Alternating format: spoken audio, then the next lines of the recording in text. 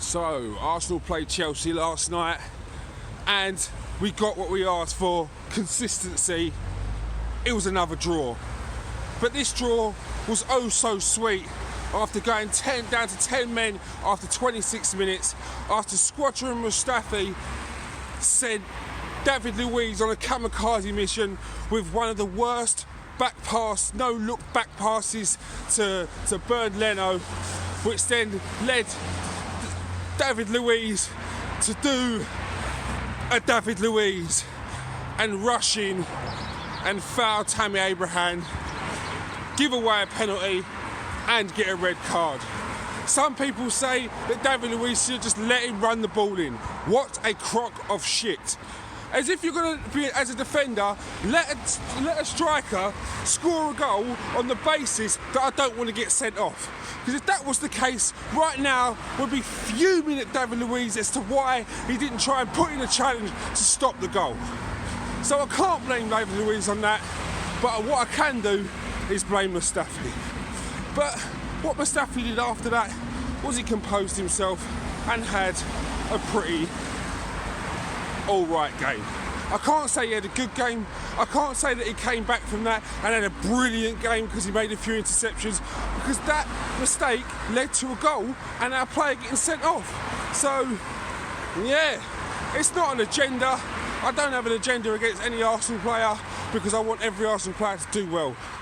So, what happened after that? Chelsea took the lead. No, I don't really care because it was the penalty. But then Gabriel Martinelli, the Brazilian Cristiano Ronaldo, the older version, the more mature striking version, went on. After what seemed like an awful touch from Martinelli at the halfway line, saw Kante reenact Steven Gerrard's slip.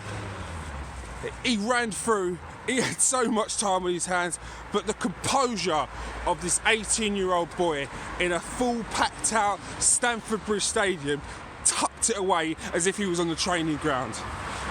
Then Chelsea took the lead through some poor defending from Arsenal. What I will say is you need to sharpen up on them little things, them little corners, the little set pieces that other teams do. You need to wise up to it quicker. That's where maybe a David Luiz would have been there to marshal the defence and say things like set up in a certain way while he's on the pitch, be the voice of the manager.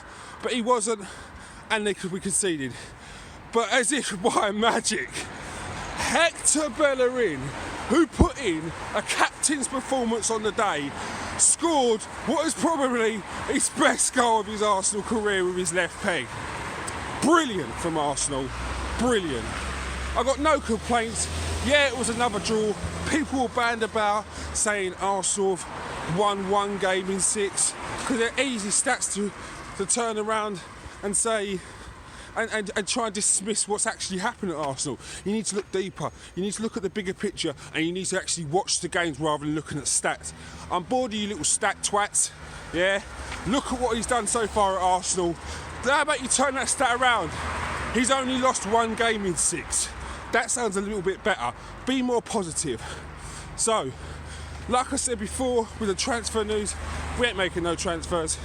If we do, it'll be a loan, and I doubt it'd even do that, because probably by the time that the transfer window closes, a few players will start to come back from injuries. So, where do we go from here? Alex Lacazette is absolutely shot of confidence. It looks like yesterday wasn't really a game for him to turn around and show that he's still got a predator inside him, because he had to work his nuts off for the team, which he did, which every single player on the pitch did last night. But Lacazette, you've got to start scoring, man. You have to start scoring, because when it comes to the end of the season, they're going to start looking at who's dispensable, and a striker who's bagged probably about 30 goals in 3 seasons is not going to cut it, which is sad news from a player we held high hopes for when we signed. So, on that note, There'll be some transfer gossip as such, a lot of it made up. But what I would like people to start doing is I'd like people to start dismissing these transfer rumours when they come up.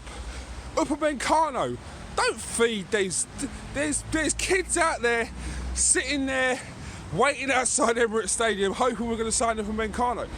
If you was Leipzig, sitting top of the league with a chance to win the one and only Bundesliga title you could have won, this story of Leipzig, yeah, they've made a new team that started at the bottom, now it's here, Drake style, yeah, it's here, and now got to the top of the Bundesliga, the pinnacle, the upper echelons of German football, and you think they're going to sell their best defender 6 months before they have to? No. Shut it down, people. That goes for all the big media places, small media places, newspapers, whatever. Arsenal may put in a 50 million bid for Upamecano, but it's probably just to keep you lot shut, because we ain't coming this month. It looks like Kurzawa may be coming towards at the end of the season. It makes sense, as PSG look like they're not going to be budging on their £7 million valuation to cut his contract short. And I can't see why you would. Would you pay £7 million now for a top left back, or would you pay nothing for him in the summer? But for that, it probably means Kolasinac is on his way out because they see him as a bit more dispensable. So this time I'm actually going. On that note, peace out, stay positive, come on Arsenal.